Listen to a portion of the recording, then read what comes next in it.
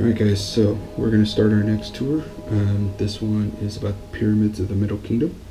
It's only about 6 minutes or so, so it's not an incredibly long one. Let's jump right into it. Welcome to Pyramids of the Middle Kingdom. This one has some cool information, definitely, especially about features of Egypt that I wasn't even sure about.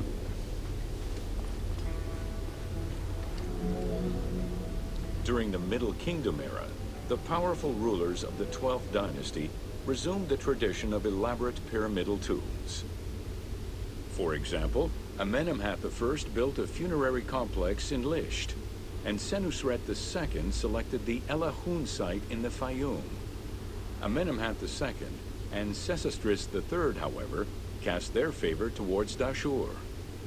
Amenemhat III built a pyramid there as well before moving to Hawara in the Fayum. So you can see by this picture different layouts of these tombs. They weren't pyramids at the start. The bases were, but they didn't have the technical know-how of how to build them up perfectly. So they were just kind of mounds of dirt, is what they looked like.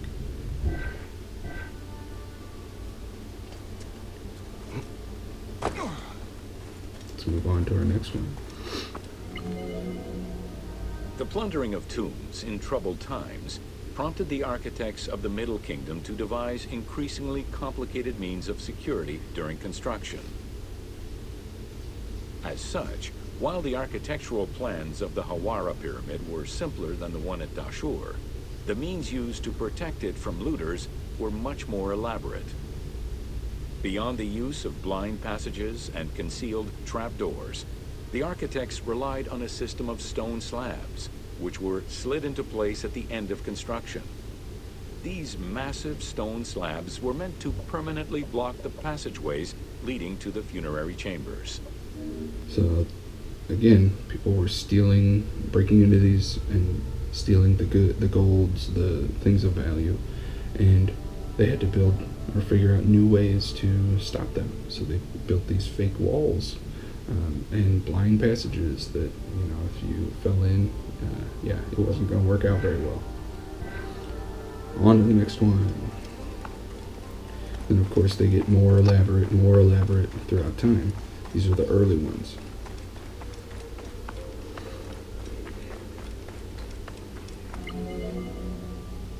The kings of the 13th dynasty began building their pyramids at Masguna, south of Dashur, then moved on to Fayum and Abydos. The kings of the 17th dynasty, however, satisfied themselves with crowning their cave tombs with small pyramids of raw brick. The kings of the 18th dynasty gave up the shape of the pyramid as a royal tomb entirely.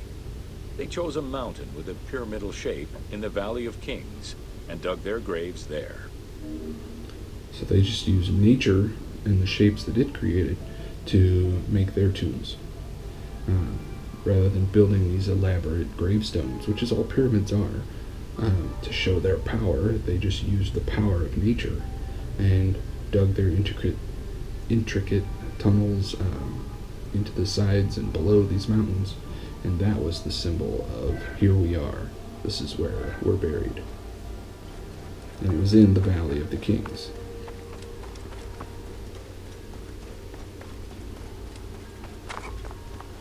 And we jump up there.